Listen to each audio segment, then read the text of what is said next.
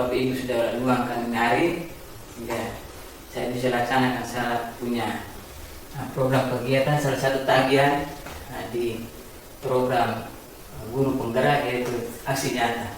Ini aksi nyata yang berkaitan dengan modul 1.3.4 penerapan budaya positif. Ya, saya sebagai salah satu calon guru penggerak angkatan 9 dari sekolah ini, sekian nomor, saya mungkin akan memaparkan sedikit hasil pembelajaran saya selama mengikuti kegiatan. Jadi yang pertama, di sini sebelum saya mulai itu ada satu pertanyaan tematik. Ini kita refleksi saja. Refleksi, saya tidak minta ini. Ya, kira-kira menurut Bapak Ibu, pemberian hukuman dapat mendisiplinkan siswa atau tidak? Kalau menurut teman-teman, kita mendisiplinkan anak dengan memberi hukuman itu kira-kira mendisiplinkan siswa atau tidak? Menurut teman-teman, apakah mendisiplinkan? Dijawab saja, tidak apa-apa. Saya tergantung siswanya. Tergantung siswa, ya. Tergantung siswa. Mungkin ada yang lain. Bisa, kalau memang mendisiplinkan, ya bilang iya itu mendisiplinkan. Bisa mendisiplinkan, tapi bisa juga siswa menjauh dari ini. Ya, artinya ini nanti kita kaitkan dengan kita pengalaman nanti, ya. Kemudian yang kedua, pemberian hadiah dapat meningkatkan prestasi siswa. Bisa. Meningkatkan, ya. Nanti sebentar kita lihat apa betul yang kita pilih itu. Selama kalau memang selama kita terapkan seperti itu, maka nanti kita lihat penerapan itu betul atau tidak. Kalau memang bertentangan, maka perlahan kita rubah. Kemudian yang kedua, yang berikut ada guru harus dapat memberikan solusi terhadap setiap masalah yang dihadapi siswa. Bisa, ya? Kemudian yang berikut, yang terakhir, guru berperan sebagai seorang teman bagi siswa. Baik, ini mungkin pertanyaan pematik yang menjadi bahan refleksi. Kira-kira nanti sebentar tuh materinya tuh berkenan lagi ini. Oh, kira-kira yang tadi awal tadi saya refleksi seperti itu, ternyata saya sudah lakukan, ternyata masih menyimpang. Nanti kita lihat sama-sama. Baik, berbicara soal budaya positif ini, nah, ini ada satu istilah yang namanya diseminasi penerapan budaya positif. Diseminasi itu sendiri menurut Kamus Besar itu artinya penyebar luasan ide atau gagasan dan sebagainya. Kemudian diseminasi ini berkaitan dengan tindakan inovasi yang disusun dan disebarkan berdasarkan perencanaan matang melalui diskusi atau forum lainnya sehingga terdapat kesepakatan untuk melaksanakan inovasi. Jadi mungkin ini bagian dari diseminasi penerapan budaya positif yang saya coba tawarkan ke teman-teman. Baik, itu kaitan diseminasi. Kemudian yang berikut, bicara soal budaya positif ada 7 poin penting yang mau kita omong sebentar, yang mungkin tadi saya bilang agak lama. Yang pertama ada perubahan paradigma belajar, kemudian ada disiplin positif, motivasi perilaku manusia, kebutuhan dasar manusia, posisi kontrol institusi, keyakinan kelas, dan segitiga institusi. Jadi mungkin sebentar ada bagian istilah-istilah yang mungkin agak sedikit. Mungkin itu artinya apa? Nanti sebentar kita lihat di materi. Pertama kita akan lihat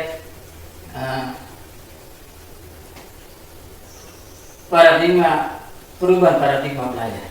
Perubahan paradigma belajar itu merupakan pembelajaran yang berorientasi pada penguatan kompetensi dan pengembangan karakter atau budi pekerti siswa sesuai dengan profil pelajar Pancasila yang terdiri dari 6 dimensi. Ya. Jadi mungkin selama ini teman-teman lain mungkin sudah coba penerapan itu. Mungkin agak baru, mungkin saya nanti lagi beti dan kali baru. Tapi ini tuntutan kurikulum masa kini. Jadi ini yang mau dibelajarkan, ditanam pada siswa berkaitan dengan paradigma perubahan paradigma belajar. Jadi kalau dulu kita hanya mengandalkan dia punya kognitif saja, tapi pada paradigma di pembelajaran perubahan paradigma belajar itu bukan hanya itu, ada kompetensi lain, itu ada dimensinya. Dimensi yang nanti di dalam ada dimensi, tiap dimensi ada elemen-elemen yang mungkin teman-teman sudah lihat di modul yang teman-teman sudah dapat itu diantaranya ada bertakwa, beriman dan bertakwa kepada Tuhan Yang Maha Esa, berkebenaran global, gotong royong, mandiri, kreatif dan bernada. Itu perubahan paradigma belajar era masa kini. disiplin positif. Disiplin positif itu secara umum disiplin itu suatu pendekatan atau penerapan disiplin dari dalam diri anak tanpa hukuman. Jadi disiplin tapi tanpa hukuman. Jadi nanti ada pertanyaan pemati tadi mungkin teman-teman bisa refleks, oh ternyata yang saya lakukan sudah benar ya, yang saya lakukan masih keliru. Jadi itu tanpa hukuman, dia bilang sini tanpa hukum, disiplin tapi positif. Nah, tanpa hukuman dan hadiah, jadi tidak pakai hadiah. Jadi kalau tadi pemberian hadiah itu memotivasi anak, sebenarnya tidak. Nanti sebenarnya kenapa kita lihat tidak itu kenapa nah, sebenarnya. Kemudian disiplin positif ini perlu diterapkan baik dalam lingkungan keluarga maupun lingkungan sekolah.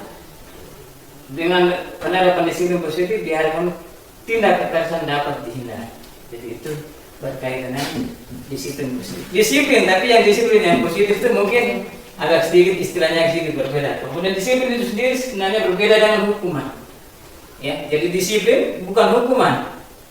Disiplin bukan hukuman, meskipun sering diterapkan menggunakan hukuman. Jadi kalau engkau tidak ini ada konsekuensi. Nanti sebentar kita lihat dia punya keterkaitan. Dengan adanya penerapan disiplin positif di sekolah, guru dapat meningkatkan kesadaran diri siswa dalam membentuk karakter positif untuk menjadi orang yang mereka inginkan dan menghindari diri sesuai dengan nilai-nilai yang mereka percaya sesuai dengan produk ajaran Pancasila. Jadi yang mereka yakin ini betul-betul baru orang disiplin. Kalau orang tidak yakin belum tentu. Jadi penerapannya seperti apa nanti kita lihat pada isi berikutnya. Kemudian yang pertama yang berikut disiplin positif ini berbicara soal disiplin positif maka ada hukuman, konsekuensi dan restitusi. Ya.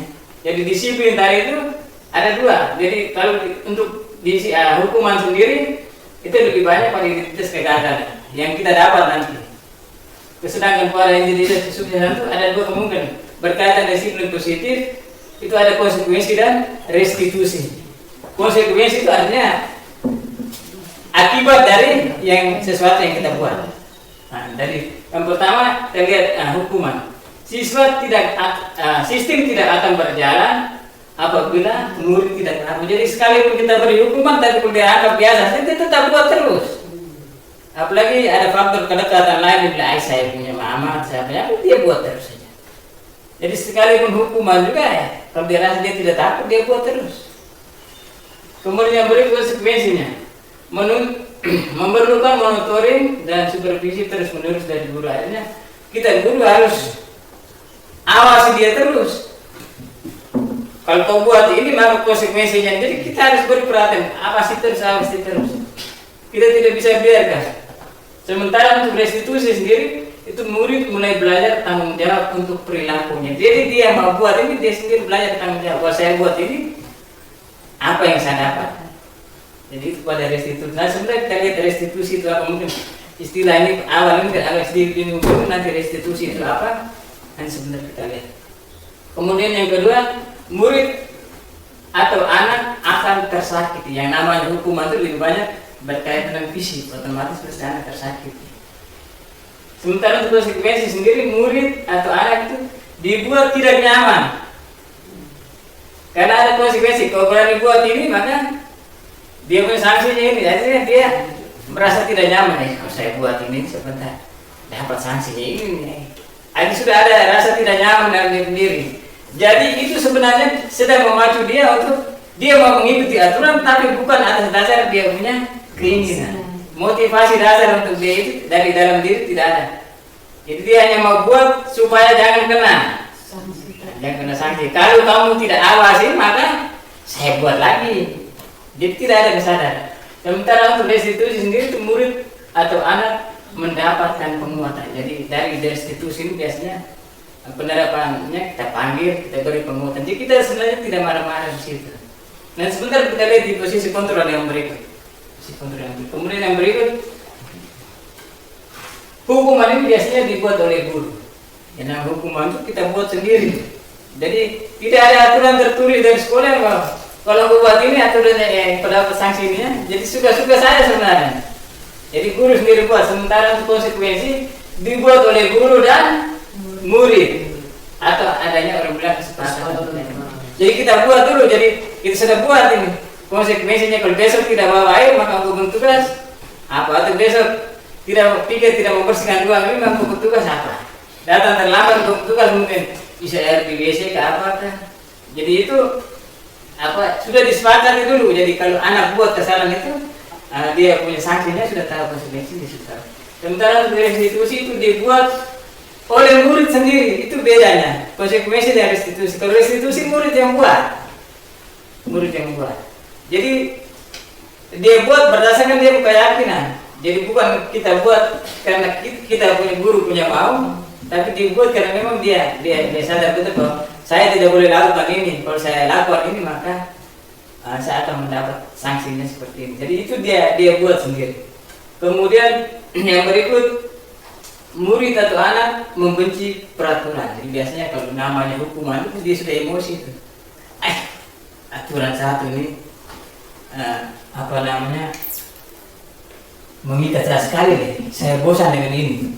Itu untuk hukuman. Sementara untuk konsekuensinya murid atau anak menghormati peraturan. Dia menjalankan tapi akhirnya belum sepenuhnya. Sementara untuk restitusi itu dia menghormati dan menghormati dirinya dan orang lain. Jadi dia sudah mulai menghargai hukuman karena dia tahu bahwa ini penting untuk saya dan penting juga untuk orang lain. Jadi dia mulai menghargai dirinya sendiri untuk menaati, kemudian menghormati juga dengan orang lain. Ya. Bisa dibaca tidak? Bisa ya? Kira-kira ini menurut teman-teman atau Bapak Ibu dari pernyataan dari 2, 4, 5 pernyataan ini termasuk apa? Ya, kalau di situ misalnya ada satu contoh, mencatat 100 kali dalam buku kalimat saya tidak akan terlambat lagi ke sekolah, itu merupakan konsekuensi. Jadi konsekuensi tadi dia bilang apa? Dibuat bersama oleh guru dan siswa. Jadi tidak dibuat oleh guru nih. Jadi sudah dibuat. Menurut jadi kira-kira yang sisanya ini menurut teman-teman ini termasuk apa? Lari mengelilingi lapangan basket 2 kali karena terlambat hadir sekolah. Itu kira-kira termasuk hukuman atau Itu hukuman. hukuman ya? Hukuman. Mari kita lihat itu termasuk apa itu dia? Hukuman itu termasuk hukumannya. Jadi itu hukuman. Kemudian yang berikut, membersihkan coretan yang dibuatnya di meja tulis itu termasuk hukuman atau konsekuensi? Konsekuensi ya. Baik. Kemudian yang berikut, murid diminta untuk push up 15 kali karena tidak menggunakan masker ke sekolah. Hukumannya. Bagi yang berikut, menggantikan kertas tugas teman yang telah dicoret-coret. Konsekuensi ya. Jadi apa yang tadi mungkin gambaran singkat tadi ya teman-teman sudah bisa bedakan bahwa yang namanya hukuman itu modelnya seperti ini, konsekuensinya seperti ini. Jadi hukuman itu biasanya muncul dengan tiba-tiba saja. Biar kadang-kadang kita spontan saja datang terlambat tuh hukuman, kok di situ berlutut. Jadi tiba-tiba kesepakatan sebelumnya tidak ada yang dia datang terlambat, belum tentu anak-anak yang lain datang terlambat dia suruh berlutut juga. Jadi itu kan dibuat sepihak oleh guru, jadi tidak dibuat berdasarkan kesepakatan bersama. Kalau kesepakatan bersama, mungkin anak bilang, oh iya, saya sudah tahu kan, konsekuensinya terlambat itu kesana dan berlutut di sana. Tapi kalau hukuman itu tadi dia bilang anak akan berontak. Hai kemarin dia tuh terlambat, ibu tidak suruh berlutut, yo saya suruh berlutut. Nah, akhirnya terjadi cekcok dan akhirnya murid sudah mulai tidak suka dengan dia guru ini dikasih sudah. Jadi itu mungkin kaitan dengan hukuman dan konsekuensi. Kemudian yang berikut, motivasi perilaku manusia, itu kegiatan yang berikut tadi. Ini menurut Diana Gresiani salah satu apa ya? Ini dalam bukunya Restructuring School, disiplinnya menyatakan ada 3 motivasi perilaku manusia. Jadi motivasi perilaku manusia ini ada 3. Itu yang pertama, untuk menghindari ketidaknyamanan atau hukuman, untuk mendapatkan imbalan atau penghargaan dari orang lain, kemudian yang berikutnya untuk menjadi orang yang mereka inginkan. Jadi ada 3 motivasi dari perilaku ini sendiri. Jadi yang pertama, untuk menghindari ketidaknyamanan hukuman, itu biasanya motivasi saya, misalnya saya datang ke sekolah, motivasi saya hanya takut supaya menghindari ketidaknyamanan. Saya kepala sekolah tegur saya lagi. Jadi kita datang awal tapi motivasi dari dalam diri kita sendiri sebenarnya hanya takut orang lihat. Nah, apalagi kita dari bawah datang ini, pasti besok harus cepat orang biasa dan akhirnya mulai terasa tidak nyaman, menghindari ketidaknyaman. Kemudian yang berikut untuk mendapatkan imbalan penghargaan dari orang lain. Jadi motivasi, misalnya saya mau datang kayak dulu, atau saya motivasi saya untuk membuat sesuatu itu hanya untuk supaya saya bisa dapat imbalan, dapat penghargaan bahwa orang puji saya itu, dia bagus ya. Nah, kemudian yang berikut untuk menjadi orang yang mereka inginkan dan menghargai diri sendiri dengan nilai-nilai yang mereka percaya. Tapi dari 3 poin ini mungkin kita akan lebih banyak menyepakati mungkin yang ketiga ya. Jadi motivasi sebenarnya perilaku manusia sebenarnya kalau untuk kita mau lihat secara lurus yang positif ya, mungkin ada di poin yang ketiga, yaitu untuk menjadi orang yang mereka inginkan, yang kita inginkan dengan menghargai diri kita sendiri. Jadi motivasi kita itu bukan karena takut bilang nanti dia tegur saya atau apa, karena memang saya sadar betul bahwa salah satu bagian dari saya punya kewajiban, saya datang awas nih ya, saya menjadi contoh untuk saya punya anak-anak. Ya. Kadang-kadang mungkin selama ini kita juga melakukan kita sudah terlambat, anak-anak terlambat, kita marah orang hanya karena bilang orang tidak bisa omong toh, kalau omong nggak betul mah. Nah, jadi ini sebenarnya kembali lagi ke aturan kita, hanya selama ini belum dibikin. Nah, selama ini belum dibikin. Mudah-mudahan ke depan kalau kita semua sepemahaman, kita bisa bikin sama-sama. Ya, itu kaitan dengan motivasi perilaku manusia. Sementara menurut Al-Fikon sendiri dia bilang, saat kita berulang kali menjanjikan hadiah kepada anak-anak agar berperilaku bertanggung jawab, atau kepada seorang murid agar mempelajari sesuatu yang baru, atau kepada seorang karyawan agar melakukan pekerjaan yang berkualitas, sebenarnya kita sedang berasumsi mereka tidak dapat melakukannya, atau mereka tidak akan memilih untuk melakukannya. Jadi tadi teman-teman bilang kasih hadiah itu memotivasi, sebenarnya di sini tidak. Dia bilang tidak. Jadi sebenarnya dia tidak mau buat. Tapi kalau saya buat tidak dapat hadiah nih, buat biasalah karena buat sudah dapat hadiah. Jadi itu sebenarnya motivasi yang dihukum karena penghargaan. Jadi kita memberi penghargaan, sebenarnya kita sedang menghukum dia.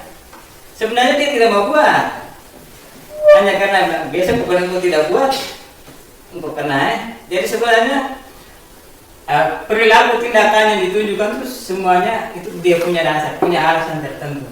Kenapa anak tidak bekerja biar di rumah itu pasti punya alasan. Tapi kita tidak pernah berpikir, Mas, dia tidak kerja biar itu apa? Jangan sampai di rumah karena tadi malam tuh mama sudah hantam dia setengah mati, dia tidak bisa kerja. Nah, jadi itu yang mau dicari jalan keluarnya melalui di situ. Jadi sebenarnya dia tidak mau buat, tapi itu tadi. Kalau saya tidak buat maka saya tidak dapat apa-apa ya. Jadi kemudian kita berasumsi bahwa dia ini pasti tidak bisa bikin ini. Jadi saya motivasi dia dengan dia seperti bisa bikin. Sebenarnya kita beranggap anak ini sebenarnya tidak bisa buat apa-apa, cuma saya rangsang gini, ini pasti dia mau buat itu. Jadi kita sudah lebih dulu menjudge dia bahwa engkau tidak bisa bikin. Tapi saya kasih begini supaya ini, engkau bisa bikin ya. Jadi motivasi itu dia akan lakukan kalau engkau kasih hadiah. Kalau tahu bahwa ibu tidak kasih dia, atau kita punya anak sendiri kita tidak kasih dia hadiah, maka jangan harap kita suruh dia kasih makan ternak. Kalau pulang sudah janji bilang pulang bawa dia, kalau tidak maka jangan harap. Dan itu akan berlanjut terus. Jadi tidak akan menyadari bahwa itu saya punya kewajiban. Anak tidak akan menyadari bahwa saya punya kewajiban satu bantu orang tua itu padahal. Nanti kalau kita tanya itu tentang hak dan kewajiban, dia jawab itu semua kenal itu. Kasih makan babi itu sebenarnya kewajiban saya dulu, padahal tidak pernah bikin. Dia hanya mau bikin kalau dikasih. Nanti mama pulang bawa ini, padahal tidak. Jadi harus bawa terus. Jadi kalau mama tidak bawa maka harus selamat. Babi di sana lari keluar. Kemudian Al-Fikon sendiri mengatakan bahwa baik penghargaan maupun hukuman adalah cara-cara mengontrol perilaku seorang yang menghancurkan potensi untuk pembelajaran yang sesungguhnya. Itu menurut Al-Fikon.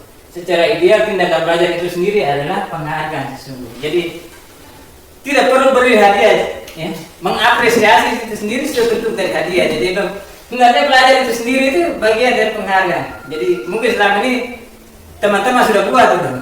Jadi sudah bisa kan? Berarti hebat ya. Cukup kita puji dia bilang, beri tepuk tangan itu sudah salah satu bentuk apa penghargaan untuk dia. Dan sebenarnya selama ini kita sudah buat hanya kita belum. Jadi mungkin nanti periode aku berlaku lain kita pakai iming dengan ini itu mungkin kita perlahan hilang supaya dia jangan punya ketergantungan besar terhadap hadiah itu sendiri. Itu berkaitan dengan hukuman. Kenapa itu hukuman dan penghargaan itu dia tidak sesuai dengan penerapannya, itu kira-kira gambarnya seperti itu. Kemudian yang berikut kebutuhan dasar manusia, masuk ke yang keempat, kebutuhan dasar manusia. Kebutuhan dasar manusia ini ada 5. Kebutuhan dasar manusia ini ada 5. Yang pertama itu yang paling dasar itu adalah kebutuhan bertahan hidup. Itu sampai kita semua milik itu sandang, pangan, papan itu kebutuhan paling dasar. Itu wajib terpenuhi dulu baru kebutuhan lain itu bisa. Kemudian yang berikut adalah kasih sayang dan rasa diterima. Kasih sayang dan rasa diterima artinya dia mau supaya dia bisa mendapat perhatian dan kasih sayang terutama dalam satu komunitas. Ya. Seperti teman kita sama-sama di sini, paling tidak saya pribadi dan mungkin teman-teman juga akan memiliki kebutuhan itu kasih sayang dan rasa diterima. Tidak mungkin saya ada di sini tapi teman-teman tidak menerima saya di sini, berarti kebutuhan itu saya tidak dapat. Jadi itu salah satu kebutuhan yang mungkin itu juga melekat sehingga membuat orang menjadi nyaman dengan dia punya komunitas atau lingkungan tempat itu. Kemudian yang berikut, kebutuhan yang berikut adalah kebebasan. Kebutuhan akan kebebasan ini biasanya kebutuhan untuk dia bebas melakukan sesuatu sesuai yang dia punya keinginan. Hanya memang nanti dibatasi kebebasannya tidak melanggar hak orang lain. Itu kaitan dengan kebebasan. Kemudian kesenangan, kebutuhan kesenangan itu kebutuhan untuk merasa bebas mengeksplorasi apa yang dia inginkan. Kemudian yang terakhir penguasaan. Penguasaan ini sebenarnya kebutuhan untuk mau dihargai sebenarnya. Mau dihargai atau mendapat dia mau diperhatikan tapi juga mau dihargai. Itu kaitan dengan penguasaan. Nah untuk kebutuhan dasar manusia ini ada satu ilustrasi.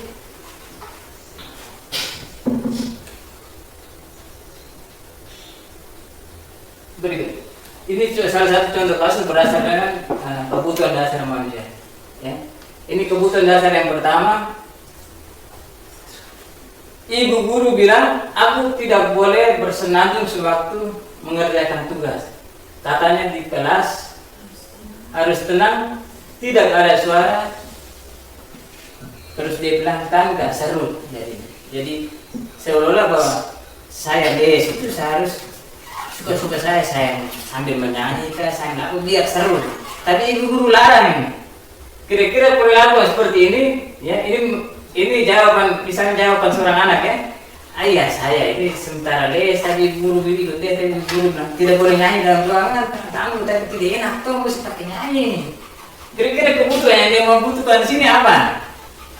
Kira-kira menurut teman-teman dari 5 dasar kebutuhan tadi itu kebutuhan dasar yang kelima tadi ya, salah ya. Bertahan hidup, kasih sayang, kebebasan, kesenangan dan penghargaan. Jadi kira-kira ini masuk pada kebutuhan dasar yang mana? Kebebasan. Jadi ini dia masuk pada kebutuhan dasar kebebasan. Jadi dia mau bebas ini. Saya mau pakai nyanyi deh ibu. Akhirnya dia mau supaya apa yang dia buat itu guru jangan tegur. Jadi dia sudah menunjukkan bahwa saya butuh kebebasan sebenarnya. Itu yang pertama. Kemudian yang kedua, ibu guru tidak menyapa aku hari ini, padahal aku pakai cepit rambut baru. Jadi seolah begitu dia pakai, dia ingin supaya begitu dia lewat depan ibu guru itu, baru kira-kira kebutuhan apa yang dia mau butuhkan ini, yang dia inginkan dari dia punya guru? Kasih sayang. Nah, yang berikut kita lihat yang berikut, kasih sayang dan rasa dicintai. Jadi biasanya anak tuh kadang-kadang juga ya butuh perhatian baru pengen piwak tuh gak sengaja pagi hari itu sengaja lewat. Biasanya anak-anak di rumah tuh pamer tuh baru. Kemudian yang berikut, aku bosan.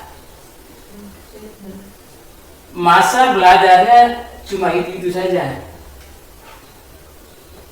Dan dengaran ibu guru saja. Kira-kira kebutuhan dasar yang dia butuh itu apa? Jadi dia bosan belajar itu saja. Apa makna belajarnya dengan ibu guru saja? Kesenangannya kita belajar dengan ibu saja. Ini ibu omong saja. Kan omong sedikit kan? Mungkin ibu kasih kesempatan kami nyanyi supaya kami juga buat sedikit kan? Kesenangannya. Baik, yang berikut ada kebebasan sebenarnya. Jadi dia bilang, apa mau kayak itu saja, kayak nangis sedikit kan? Akhirnya dia membuat pilihan. Ibu nyanyi sedikit kan? Akhirnya dia butuh kebebasan sedikit.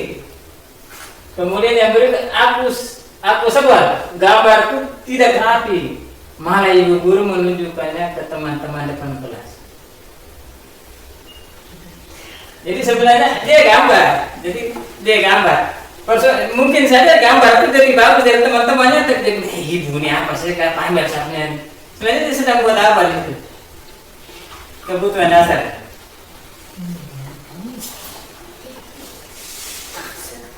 Ya? Kebebasan. Ya, jadi sebenarnya penguasanya dia mau supaya dia dihargai, ya teman-teman bisa hargai dia. Sebenarnya pamer juga kan, ibu tuh mau supaya orang aku bawa itu lah, dia gambar, ada dia bisa ngomong begitu. Jadi kadang-kadang teman-teman juga begitu ya. Nah, baik mungkin itu contoh kasus kebutuhan dasar manusia. Mungkin ada gambaran awal saat ada itu teman-teman tadi. Jadi posisi kontrol kita nanti sebenarnya mungkin kita sama-sama masing-masing merefleksikan diri. Saya kemarin itu kegiatan itu baru saya bahwa selama ini kita ada di posisi yang mana itu kita bisa tahu dari sini. Ya, artinya bukan bahwa saya buat ini karena mau menegur teman-teman dan tidak. Ini masih kita sama-sama merefleksikan diri. Kira-kira selama saya berada di sekolah, saya melakukan kegiatan, saya ada di posisi yang mana? Mungkin saya pikir kita semua pernah melakukan, baik penghukum, pembuat rasa bersalah, teman, pemantau dan manajer itu. Mungkin hanya tahapan yang terakhir itu yang mungkin agak sedikit berat, tapi mudah-mudahan perlahan kita mulai beranjak sampai ke titik manajer. Ya, mungkin selama ini kita ada pada antara ini untuk penghukum saya pikir tidak seberapa, mungkin bisa sekali, tapi lebih banyak pada 3.3 dan 4 untuk kelima ini mungkin agak sulit, ya, agak sulit. Tapi posisi bukan sulit-sulit sekali, mungkin kita pernah bikin tetapi kita belum menyadari bahwa ternyata yang saya bikin ini posisi saya sebenarnya ini. Dan nanti dari sini teman-teman bisa melihat sendiri, oh ternyata dia tipe orang seperti apa, guru itu seperti apa, bapak kepala sekolah itu orang seperti apa ya. Mungkin dari posisi-posisi dari kontrol restitusi, oh ternyata dia itu tipenya begini, ya. Oh dia itu penghukum, oh dia itu pembuat rasa bersalah. Jadi kita bisa lihat ini, penghukum itu seperti apa, pembuat rasa bersalah seperti apa, teman, pemantau dan lainnya. Itu ada 5 poin penting ya berkaitan dengan posisi kontrol. Nah, berbicara soal posisi kontrol ini, itu ada motivasi eksternal dan motivasi internal. Motivasi eksternal itu motivasi dari luar. Motivasi dari luar. Nah, untuk motivasi itu sendiri itu yang pertama misalnya penghukum. Kita lihat posisi yang pertama penghukum. Ya. Misalnya guru berbuat menghardik, menunjuk, menyakiti atau menyindir, itu sebenarnya masuk pada posisi kontrol menghukum. Jadi mungkin selama ini kita bisa pernah bikin murid seperti itu sebenarnya posisi kita sebenarnya sebagai posisi kontrol diri kita sebagai penghukum sebenarnya, ya, itu sebagai penghukum. Kemudian pembuat rasa bersalah itu biasanya ada ciri-cirinya. Itu misalnya dia berceramah, menunjukkan kekecewaan mendalam. Jadi aku ini ibu guru terus capek-capek baru tidak bisa saja kebersihan. Jadi sebenarnya kita mau omong apa? Kita sedang mau lemparkan rasa bersalah itu ke anak sebenarnya. Kita mau membutuhkan perhatian dia, tapi seolah-olah kita buat sebab muridnya iya ternyata saya buat ini saya kesiannya guru ya. Jadi kita mau melempar buat supaya dia merasa dia sedang melakukan suatu kesalahan anak itu sendiri. Kemudian yang berikut sebagai teman itu membutuhkan alasan-alasan untuk murid-muridnya. Jadi biasanya teman ini ya kita orang bilang di sini kita rayu-rayu dia dulu, ya, akrab-akrab dengan dia dulu. Tapi pada posisi ini sebenarnya kita sedang memberikan ketergantungan untuk dia. Dan mungkin dia hanya suka pada satu orang guru saja. Guru yang lain belum tentu. Kan guru lain belum tentu. Jadi pada posisi teman misalnya dia tidak kerja PR, sudah kerja belum enak beri guru bantu, mulai bantu. Jadi nanti semuanya kita gantung di guru sudah. Jadi kalau santai-santai sebentar di guru bantu. Jadi dia punya rasa ketergantungan dengan gurunya begitu tinggi. Kalau kita posisikan diri sebagai teman dengan dia, mungkin selama ini kita pernah buat, tapi mungkin kita pikir bahwa salah satu cara itu dampingi anak seperti ini, tapi tidak harus terus-terus sehingga dia punya ketergantungan yang terlalu besar. Kemudian yang berikut ada pemantau. Pemantau itu lebih banyak dia menghitung dan mengukur. Jadi lebih banyak kok sudah berapa kali kok terlambat ini. Nah, jadi sebenarnya dia sebagai pemantau. Jadi anak punya kegiatan ya kok lihat terus pakai catat. Itu pemantau. Jadi dia mau buat sesuatu juga ya. Saya harus buat karena kalau tidak, jadi itu sebenarnya lebih pada motivasi eksternal. Ada ketakutan. Jadi dia mau buat seperti tadi awal tadi itu hubungan dengan motivasi. Jadi kalau saya tidak buat, ibu di sana dia sudah tahu lah saya apa berapa kali itu. Ya selama ini biasanya kita pakai absen. Nah, itu kan sebenarnya kita sedang memantau, absen itu sendiri memantau. Kemudian pada posisi kontrol itu manajer, itu lebih pada mengajukan pertanyaan. Jadi dia lebih banyak panggil kedatangan. Kata terlambat. Itu lebih banyak pada tanya saja. Dia tidak kasih hukuman juga tidak. Dia hanya tanya alasan, kemudian kira-kira kalau terlambat alasannya apa aja. Besok jangan terlambat buat bagaimana. Tapi saya pikir ya itu posisi manajer. Jadi tidak semua orang ada di posisi itu. Ya. Kalau kita mulai posisi itu mungkin orang yang sudah matang sekali atau yang guru-guru tua yang sudah agak ke itu mungkin dia tingkat emosional sudah stabil itu dia yang panggil atas seperti nenek orang dengan cucu itu kayak jadi bujuk kenapa? Jadi orang tidak langsung mempersalahkan murid atau anak. Jadi orang dengan pernyataan yang mungkin nanti sebentar dari nasihat kecil itu anak sendiri sadar. Berarti besok saja terlambat lagi. Kenapa terlambat? Tadi malam itu main HP. Tadi malam itu pesta ya kalau begitu besok kau tahu belum tugas tidak dengan sekolah. Jadi kita mulai pancing dia dengan pertanyaan. Oh ternyata kalau saya anak sekolah itu saya punya tugas ini, saya tidur di jam ini. Dan biasanya untuk ini semua maka harus ada satu yang namanya istilahnya. Kalau kemarin mungkin teman-teman pernah dengar, pernah bikin keyakinan kesepakatan kelas ya. Nah, sekarang dikenal ada istilah keyakinan. Kesepakatan beda dengan keyakinan lagi kan.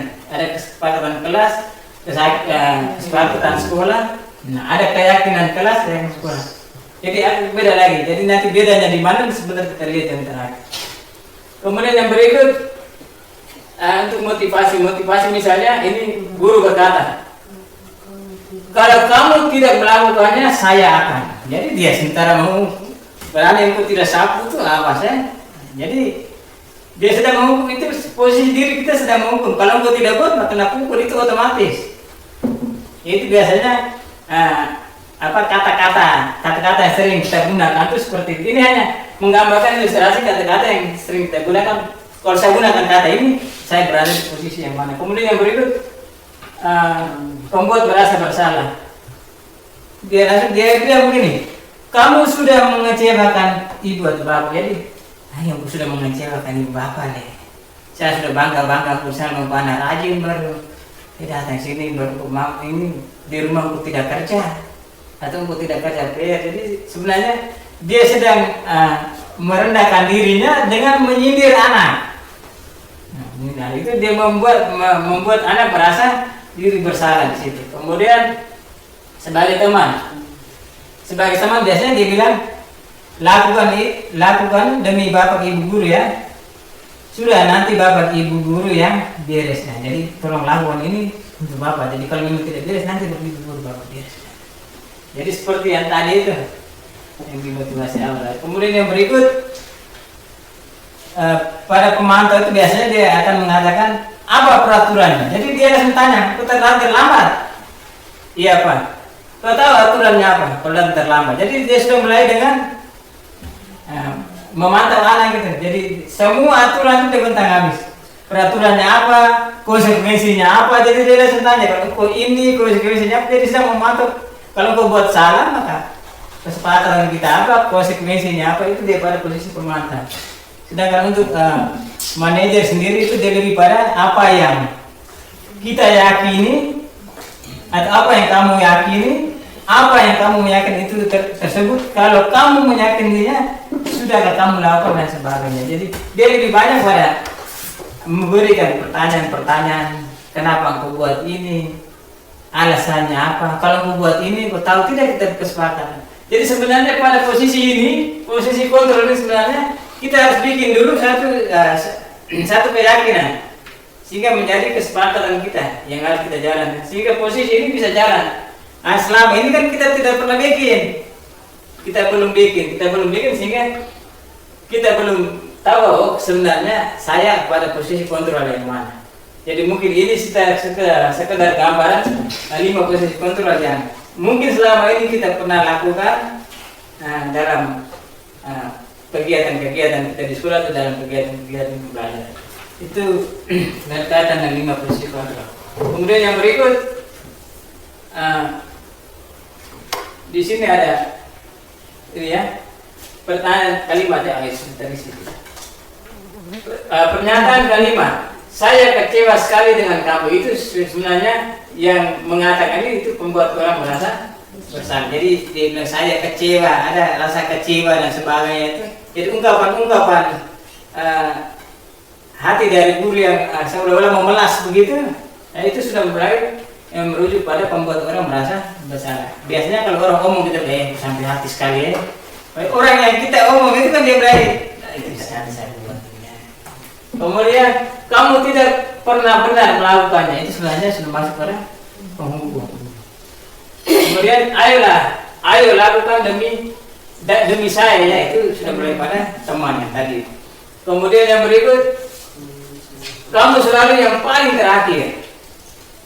Itu juga kata itu juga sebenarnya kita sedang memposisikan diri kita sebagai penghukum. Kemudian yang berikut, kamu tidak akan mendapatkan bintang bila tidak menyelesaikan tugas ini pemantau. Jadi engkau seperti tadi memberi hadiah tadi tuh.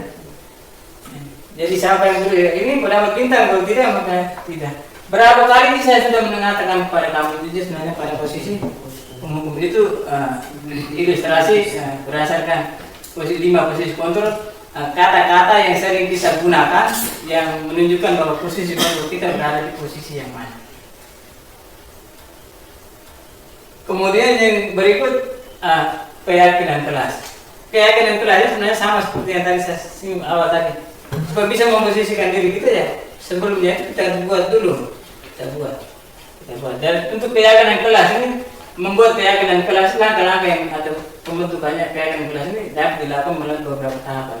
Yang pertama itu keyakinan kelas itu berupa pertanyaan-pertanyaan universal, itu pertanyaan-pertanyaan umum. Jadi pertanyaan yang sifatnya umum. Jadi tidak khusus, misalnya kita bikin salah satu keyakinan kelas, jangan membuang sampah dalam kelas. Itu kan hanya berlaku dalam kelas, tapi kita bikin jagalah kebersihan, itu sifatnya umum. Jadi dia tidak hanya dalam kelasnya, tetapi di luar. Kemudian yang kedua, pernyataan keyakinan kelas senantiasa dibuat dalam bentuk positif. Positif dalam artian bahwa ketika kita membuat keyakinan kelas tidak boleh menggunakan kata jangan, tidak boleh itu kata yang konotasinya negatif. Jadi kita menggunakan kata mengubah dia ke dalam bentuk yang positif. Jadi misalnya tadi saya bilang, jangan membuang sampah sembarangan. Kata jangan itu sebenarnya masuk pada konotasi negatif. Jadi dia rubah bentuknya menjadi jagalah kebersihan. Nah itu maksud dari pernyataan. Jadi tidak boleh menggunakan kata jangan, tidak boleh. Pokoknya kata-kata yang konotasinya kasar tidak boleh digunakan. Kemudian yang berikut, keyakinan kelas sebenarnya tidak terlalu banyak sehingga mudah diingat dan dipahami oleh semua mahasiswa kelas. Jadi kalau kita membuat di kelas jangan banyak-banyak seperti aja kita buat dulu, misalnya 3 dulu. Buat 3 dulu habis, kalau sudah jalan dan sudah ini baru kita tambah lagi di bawah. Jadi 3 itu betul-betul dijalankan dulu baru kita tambah lagi. Tapi kalau kita bikin banyak satu kali ya peraturan kalau terlalu banyak anak sudah lupa dan mungkin ada 1-2 saja yang berhasil dan lainnya tidak. Kemudian yang berikut, keyakinan kelas sebaiknya sesuatu yang dapat diterapkan di lingkungan tersebut. Jadi kita bikin keyakinan yang memang betul-betul dia bisa terapkan. Jangan sampai kita bikin keyakinan kelas yang dia tidak bisa terapkan. Kemudian yang berikutnya, semua warga kelas sebenarnya ikut berkontribusi dalam pembuatan keyakinan kelas lewat kegiatan curah pendapat. Ini sudah masuk pada teknisnya. Mungkin selama ini nanti kalau teman-teman belum bikin, termasuk saya kemarin baru coba-coba bikin. Tapi sebenarnya konsep pemahaman yang saya tangkap sedikit saja, sehingga yang saya bikin itu saya tidak melihat lagi dia punya bentuk positifnya, bentuk apa saya ini belum melihat itu. Sementara untuk di sini langkah-langkah yang dalam membuat keyakinan kelas mungkin ada beberapa ini. Kemudian terakhir, bersedia meninjau kembali keyakinan kelas dari waktu ke waktu yang tadi saya bilang jangan terlalu banyak. Beberapa perlu dibatasi. Mungkin ini gambaran. Nanti teman-teman itu harus bikin. Kalau di apa namanya di kurikulum yang baru itu wajib bikin. Nah saya mau bilang teman-teman begini, kenapa harus bikin? Kita bikin keyakinan supaya kita bergerak itu santai. Sehingga anak juga tadi saya bilang anak mulai menumbuhkan motivasi dalam diri. Jadi kita sudah bikin, anak yang bikin sendiri nih. Jadi ketika dia melakukan kesalahan konsekuensinya sudah ada di situ. Jadi kita tidak seolah kalau buat tidak ini kait-kait kita cubit dia, kita pukul dia, sementara kita keyakinan tidak ada. Begitupun aturan sekolah. Ya, hanya selama ini kan belum. Misalnya anak datang tidak pakai sendal, memang aturan sekolah situ ada. Memang ada, tapi kan kita tidak buat secara tertulis dan tidak disosialisasikan. Selama ini kita hanya meyakini bahwa anak-anak semua sudah tahu, tapi kita buat secara keyakinan sehingga anak-anak kita tanam karakter di dalam diri anak-anak kan, itu belum. Jadi mungkin kita bisa terapkan di dalam kelas, kita mulai belajar untuk bikin. Nah ada beberapa tahapan yang harus dilakukan membuat keyakinan kelas. Itu ada skenario. Mungkin yang pertama, mempersiapkan kertas dan dalam curah pendapat antara siswa dan guru dalam membuat keyakinan kelas secara bersama-sama. Bisa dalam bentuk satu kelas namanya istilah sekarang masih note itu tulis tempel lekat tapi itu kalau pakai beli lagi ya, kalau ibu benar yang beli mungkin bisa, tapi kalau tidak kita pakai kertas pakai kertas. Mungkin ada beberapa kali kita pernah lihat kepala langsung kegiatan dia bikin tempel anak-anak, jadi kita pakai kertas ke anak-anak, kita pandu dia untuk tulis keyakinan yang kau mau buat nanti di kelas. Ya satu anak bisa tulis lebih. Kemudian yang kedua, membagikan lembaran curah pendapat kepada siswa. Jadi kita siap bagi. Kemudian tiap siswa mencatat kemudian menempelkan keyakinan kelas mereka buat di papan tulis. Yang berikut, guru bersama siswa melihat kembali keyakinan kelas yang telah dibuat. Kemudian yang berikut, setelah keyakinan kelas selesai dibuat dan disepakati bersama, tiap siswa menandatangani hasil keputusan bersama tersebut. Dan terakhir, memajang hasil kesepakatan di papan informasi kelas. Jadi dia punya skenario-nya mungkin kita buat seperti dia siapkan kertas, kasih orang tulis dulu ya. Murid untuk memperbaiki memperbaiki kesalahan mereka sehingga mereka bisa kembali pada kelompok mereka dengan karakter yang lebih kuat. Ini menurut Gozan. Jadi ini pendapat saya, pendapat Ali. Ya, pendapat Gozan. Jadi dia bilang restitusi itu menciptakan kondisi bagi murid untuk memperbaiki dia kesalahan. Jadi kita sebenarnya tadi pada poin sebelumnya posisi kontrol tadi, kita hanya memberikan pertanyaan-pertanyaan yang merangsang dia supaya dia bisa kembali ke dia punya posisi semula pada kelompoknya sehingga mereka dengan karakter yang lebih kuat. Jadi segitiga restitusi membantu murid memiliki tujuan, disiplin positif dan memulihkan dirinya setelah berbuat salah. Jadi untuk restitusi itu sendiri dikenal. Nanti kita akan melihat atau kita akan mengenal ada satu istilah yang namanya segitiga restitusi. Nah, segitiga restitusi itu apa? Kita lihat yang berikut. Ada ciri-cirinya. Ciri-ciri daripada restitusi itu yang pertama, restitusi bukan untuk menebus kesalahan, namun untuk belajar dari kesalahan. Jadi tadi dia buat salah, kemudian konsekuensi sebenarnya dia tidak menebus kesalahan, tapi dia belajar dari dia punya kesalahan. Kemudian restitusi memperbaiki hubungan. Jadi setelah orang dua misalnya main berkelahi, panggil ke ruang guru, kemudian mendamaikan orang. Misalnya itu kan salah satu bentuk memperbaiki hubungan antara teman dengan teman. Itu restitusi. Kemudian yang berikut, restitusi adalah tawaran, bukan paksaan. Jadi kita tidak paksa dia untuk ikut. Oh ini harus ikut ya. Nah itu maaf kita posisikan diri kita sudah apa? Penghukum tadi. Jadi kita yang kasih tawaran, bukan paksaan. Nanti anak yang sendiri untuk menuntut, oh ternyata yang saya buat ini salah ya. Yang benar itu ada begini. Jadi dia bilang tadi menumbuhkan karakter untuk anak. Jadi ini karakter itu banyak, kasih sayang, saling mencintai, saling menghormati. Itu karakter-karakter yang berkaitan dengan budaya positif. Kemudian restitusi fokus pada karakter bukan tindakan. Yang berikut restitusi adalah tawar, sudah tadi. Kemudian restitusi mencari kebutuhan dasar yang mendasari tindakan. Jadi tadi saya bilang anak tidak kerja, paling kita panggil kenapa aku tidak kerja, ya? Karena alasan mungkin begini bantu orang tua atau dan sebagainya, malam itu dan sebagainya. Jadi kita hanya mencari kebutuhan dasar dia. Oh kalau ini maka kebutuhan dasar apa yang belum terpenuhi. Biasanya setiap tindakan itu ada dia punya sebabnya. Ya, anak buat ini pasti ada sebabnya sehingga dia melakukan tindakan ini. Itu kaitannya, itu ciri-ciri restitusi. Kemudian segitiga restitusi saya bilang untuk restitusi sendiri dapat dilakukan dengan menerapkan salah satu yang tahapan yang namanya segitiga restitusi. Ini tawaran.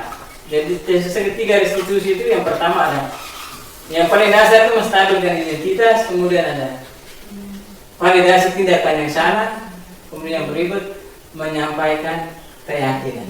Nah untuk menstabilkan identitas biasanya kita akan menggunakan kata-kata misalnya dia melakukan kesalahan, datang terlambat. Kita tidak apa-apa dan terlambat tidak apa-apa. Bukan engkau saja. Mungkin ada teman-teman, setiap orang pasti melakukan kesalahan. Ya, pasti melakukan kesalahan. Tapi paling tidak kita harus berusaha untuk memperbaiki. Jadi dia lebih banyak pada kita tidak langsung datang, kita marah dia, tidak. Jadi kita stabilkan dulu identitasnya. Kenapa orang terlambat? Kita kasih penguatan untuk dia sehingga dia itu jangan begitu suruh ada peruangannya, anak sudah takut. Baik, pada peruangan sebentar dapat siksa kabur ya, akhirnya dia kabur terus tidak datang lagi. Jadi mulai berhenti karena dia sudah takut duluan. Kemudian dia bilang kita bisa mengatakan bahwa kamu bukan satu-satunya orang yang pernah melakukan kesalahan ini. Ya mungkin dia tidak kerja PR kan, panggil dia ke sana, tapi tidak kerja PR. Mungkin ada teman-teman lain pernah melakukan hal yang sama. Jadi kita rangsang dia dengan beri penguatan sehingga kita stabilkan dulu dia punya karakter. Kemudian yang berikut validasi tindakan yang salah. Nah di sini baru kita mulai masuk kepada dia punya intinya. Kamu tentu punya alasan mengapa melakukan itu. Jadi dia tidak kerja, pasti ada alasan. Yang pertama jangan sampai ikut bapak pergi di bawah dia pulang terlambat. Juga kenapa ikut bapak jangan sampai tidak ada orang di rumah, atau jangan sampai pas waktu itu orang tuanya atau adiknya opname tidak ada orang di rumah, terpaksa dia dibawa juga. Jadi ada alasan mendasar dari setiap tindakan. Kemudian ada cara yang lebih efektif untuk mendapatkan apa yang kamu butuhkan. Jadi misalnya kira-kira ada cara lain tidak kalau kamu tidak ikut bapak ke bawah. Ya, mungkin saja bisa juga ke rumah nenek, ke om dan sebagainya. Hanya mungkin tidak dilakukan, toh. Jadi kita beri peluang untuk dia supaya dia bisa temukan dia punya kesalahan.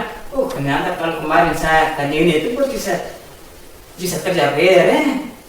Saya ikut bapak ini tidak bisa ikutkan. Jadi dia sendiri temukan dia punya kesalahan. Kita validasi tindakan yang salah dulu yang dia buat salah itu sehingga dia oh kemarin kalau saya tidak pergi ikut bapak karena di rumah tidak ada orang, saya pergi dengan bapak bersama, bapak di besar sana kan itu bisa 1 hari saja itu.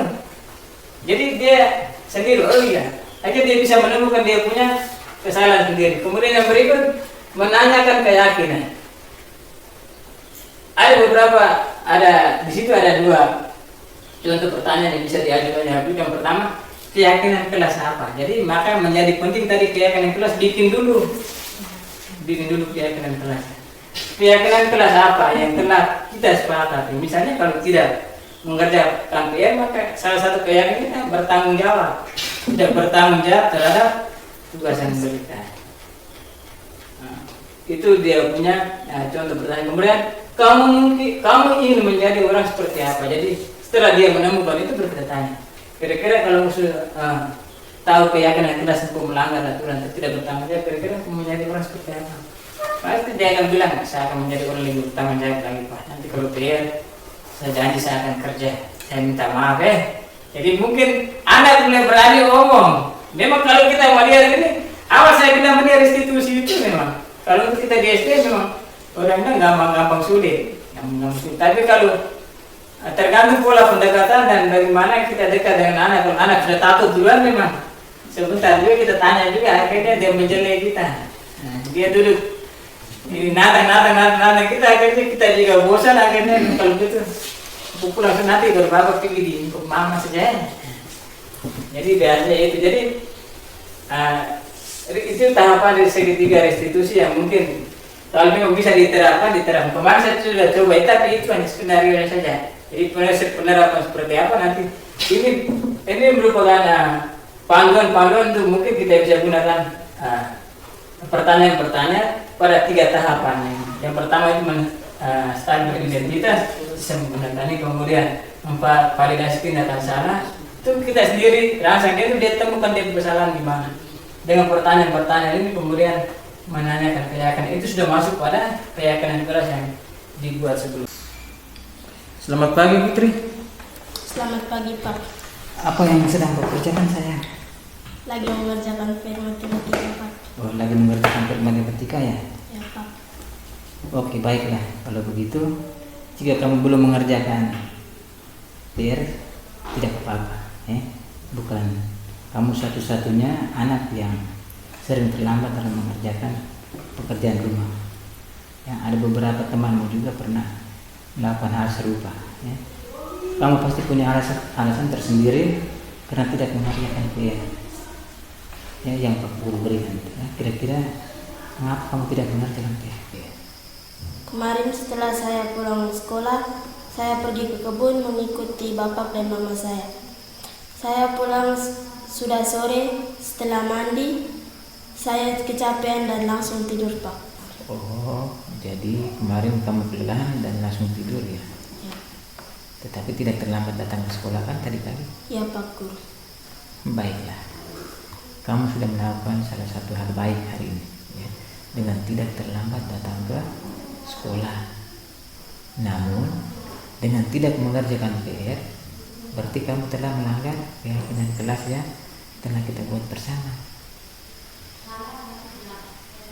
Kira-kira dengan tidak mengerjakan PR, kamu melanggar keyakinan kelas atau tidak? Ya Pak, saya melanggar keyakinan kelas kita. Ya, kira-kira keyakinan kelas yang kamu langgar itu apa? Saya tidak bertanggung jawab atas sikap saya Pak. Nah, kira-kira sikap tanggung jawab itu penting atau tidak menurut? Penting Pak. Nah, kalau itu penting, kira-kira sikap apa yang harus kamu lakukan ke depannya untuk memperbaiki diri kamu? Saya akan membagi waktu dengan baik lagi agar dapat mengerjakan tugas yang diberikan Pak Guru. Oke, baiklah kalau begitu. Jika kamu sudah bisa memperbaikinya, kira-kira kamu akan mau menjadi orang seperti apa? Saya akan menjadi orang yang lebih baik dan lebih bertanggung jawab. Baiklah, kalau kamu sudah tahu apa yang harus kamu lakukan, mari persiapkan diri kamu dengan baik untuk kamu ikuti pembelajaran kita hari ini ya. Baik Pak, terima kasih. Baik teman-teman, mungkin ini saya telah selesai ini materi tadi ya. Ada 7 kegiatan tadi ya, dimulai dengan yang paling pertama tadi disiplin positif sampai pada yang terakhir ini. Kira-kira menurut teman-teman, tanggapan dari teman-teman seperti apa materi yang tadi saya sudah sampaikan? Mungkin saya beri kesempatan untuk satu dua orang bisa beri tanggapan untuk kedepannya mungkin bisa menjadi bahan untuk saya untuk berefleksi dan memperbaiki saya punya kegiatan ke depan.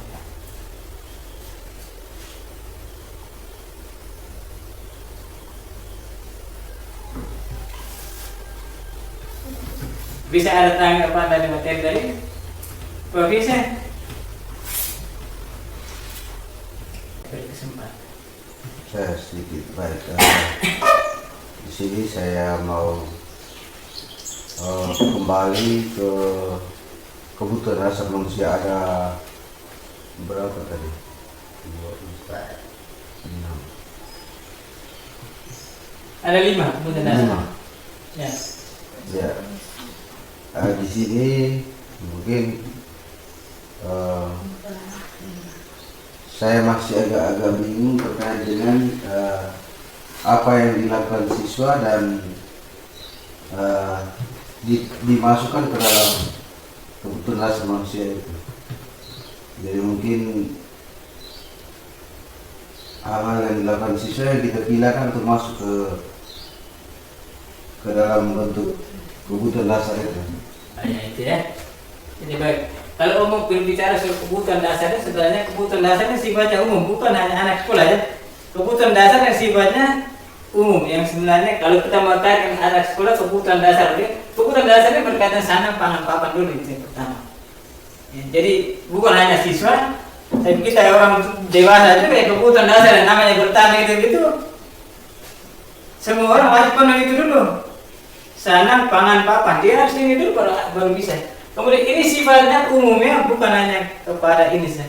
Sementara untuk kebebasan ini kan, maksudnya anak itu dia bebas melakukan apa saja, menurut dia yakini itu baik dan tidak mencederai atau mengganggu hak-hak orang lain. Maksudnya kebebasan. Jadi kebebasan, maka saya bilang menjadi penting aturan keyakinan itu harus dibuat dulu. Sehingga anak itu dia bebas tetapi dia paham. Oh saya bebas tapi tidak. Ini kalau memang dia melanggar kebebasan itu melanggar, maka kita gampang. Ya tadi saya bilang setiap tindakan yang ditunjukkan pasti ada dasar. Yang tadi kita bilang, hei malas les terus anak ini sedikit karena kita sedang membutuhkan kebebasan, Pak. Kasih kebebasan sedikit kan? Mungkin dia jenuh. Jadi sekali-sekali nyanyi. Kalau mungkin kegiatan sekarang orang bilang ada ice briefingnya sedikit. Jadi kalau sudah capek begitu ya, kita saja ikut kegiatan. Kalau sudah jenuh kan, sudah ya apa saja kan. Kalau bisa propose sedikit kan. Tapi kan kita terikat. Maka kenapa setiap kali kegiatan orang bikin dulu? Nanti mungkin nanti teman-teman akan ikut itu. Ya, mungkin sekarang belum. Tadi sebenarnya saya tidak bikin juga. Saya pikir bahwa nanti berjalan dengan sendirinya. Karena ini bentuknya kita menyampaikan sesuatu hal, menyampaikan hal baik yang saya mau sharing dengan teman-teman apa yang saya dapat. Saya pikir yang tadi saya tidak ini. Jadi ketika teman-teman nanti kalau ikut kegiatan pasti ada orang atau petang yang pertama kalau dia selain itu keyakinan dulu. Ya. Kesepakatan kita apa nih? Oh ya, kesepakatan tidak boleh merokok. Jangan merokok atau dia bilang apa jangan merokok di apa? Ini. ruangan bebas asap rokok. Yang pertama, ruangan bebas asap rokok. Berarti di dalam itu tidak bisa merokok. Apapun alasannya tidak bisa. Jadi kebebasan kita yang sudah bisa. Jadi menjadi penting kita buat dulu kita punya keyakinan. Sehingga dia mau bebas ya. Tapi itu biasanya sekarang mungkin lagi tren itu. Jadi kalau sudah capek begitu ya ice breaking dulu. Main-main kita mulai lihat video joget-joget goyang-goyang. Habis itu baru lanjut lagi. Jadi ada sesuatu yang dia butuhkan. Kalau bisa nyanyi dulu kayak ibu tidak seru. Les itu mesti harus nyanyi kayak ibu tidak sama dengan guru agama. Kalau les itu mesti ada nyanyi. Nah, mungkin beda dia akan butuhkan situ. Kemudian kesenangan itu hampir sama mirip-mirip dengan kebebasan. Kesenangan itu dia harus melakukan sesuatu yang memang betul-betul ya dia suka. Jadi yang berkenan langsung dengan dia. Kemudian penguasaan ini kan tadi dia bilang. Contohnya satu tadi itu kan dia bilang, ibu guru nih saya bekerja tadi itu bisa kasih orang tunjuk teman-teman tuh. Jadi dia mau supaya dia diakui. Kamu tahu tuh, saya hebat tuh. Atau waktu itu dia sengaja lari kemudian ibu guru kejar saya, kamu lihat saya hebat tuh, saya bisa buat ibu guru kejar saya. Saya merasa hebat, saya harus diakui begitu. Kamu lain bisa lari dia ibu guru pakai pukul kamu berkejar-kejar. Jadi anak sedang membutuhkan loh. Dia sudah menunjukkan teman-teman bahwa dia yang paling hebat, kamu lain tidak bisa. Seperti tadi itu. Jadi dia mau supaya dia itu diperhatikan lebih. Penguasaan itu sebenarnya butuh perhatian lebih. Kalau kasih saya pikir bisa ini karena anak itu ya paling tidak dia datang itu ya ada sesuatu yang beda itu. Bagus ya. Hanya kita puji-puji dia lah sih kan. Ternyata saya nih ibu guru saya itu kemarin tuh dihantam saya setengah mati. Nah hari ini apa ini dia mau boti saja. Itu kayak saya sih anak itu yang betul. Jadi sekalipun kita ada hal-hal yang mungkin kita tunjukkan kebaikan yang bertentangan dengan orang punya hati nurani, tapi di satu sisi kita melakukan praktek-praktek kecil itu dengan pujian-pujian halus itu mungkin bisa mengembalikan mereka perasaan kekecewaan kesalahan yang kita buat dengan mereka. Itu mungkin berkaitan dengan kebutuhan dasar manusia. Mari bang. Apalagi kalau sekarang sudah bebas, sudah aman sudah. Jadi baik itu mungkin hal lain.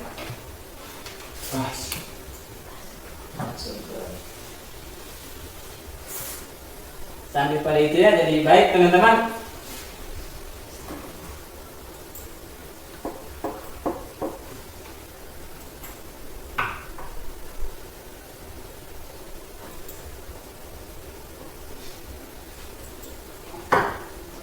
Kalau sudah tidak ada lagi maka kegiatan ini saya akhiri. Terima kasih. Ini istilah lagi tren yang lagi di kuat sekarang guru bergerak Indonesia maju ini salah guru penggerak yang tergerak bergerak dan bergerak. Jadi mudah-mudahan teman-teman bisa setelah mendengarkan apa yang saya mungkin bisa sedikit tergerak untuk bergerak dan membuat suatu perubahan untuk bisa menggerakkan orang lain. Jadi sebenarnya yang ini harus dari dalam diri dulu. Kita tarik kembali ke motivasi awal tadi. Harus dari dalam diri. Kalau kita sudah bisa memotivasi diri kita sendiri, dengan sendirinya kita bisa memotivasi orang lain. Jadi kalau saya ini hanya ngomong saja, belum tentu saya ngomong ini saya sudah lakukan, tapi bagaimana kita berusaha untuk tergerak, melakukan hal positif, dan kita bisa bergerak menunjukkan bahwa apa yang saya mau buat itu dia bisa berjalan, kemudian saya bisa menggerakkan orang lain, itu menjadi hal yang penting. Kalau bisa menggerakkan orang-orang atau selain orang yang ada di komunitas di sekolah, kita menggerakkan orang lain yang lebih luas lagi, itu kan poin positif untuk kita. Ya. Untuk orang akan bilang, dia itu hebat. Jadi kita bisa bercermin dari apa yang kita buat sebenarnya. Kita tidak bisa bercermin diri kita dengan menghadap cermin, tapi kita bercermin ke orang lain menggunakan cerminnya mereka. Jadi cerminan saya itu ada di teman-teman saya itu. Jadi teman-teman juga cerminnya ada di saya. Saya bisa melihat teman-teman Teman-teman tidak bisa menilai diri sendiri, termasuk saya. Dan saya juga harus berterima dari teman-teman. Jadi saya punya kekurangan itu yang nanti teman-teman bisa ambil. Begitu pun sebaliknya. Itu mungkin moto guru penggerak ya. Sekarang terima kasih banyak Bapak Ibu yang sudah meluangkan waktu. Mohon maaf kalau ada kata-kata yang sedikit membuat rasa atau ini tidak bermaksud apa-apa. Ini hanya berbagi praktek baik untuk kita semua. Terima kasih. Terima kasih. Selamat siang, saya guru SDN Labanobol, salah satu teman sejawatnya Pak Ismail yang sedang mengikuti CGP Angkatan 9 dan saya telah mengikuti diseminasi penerapan budaya positif oleh Pak Ismail.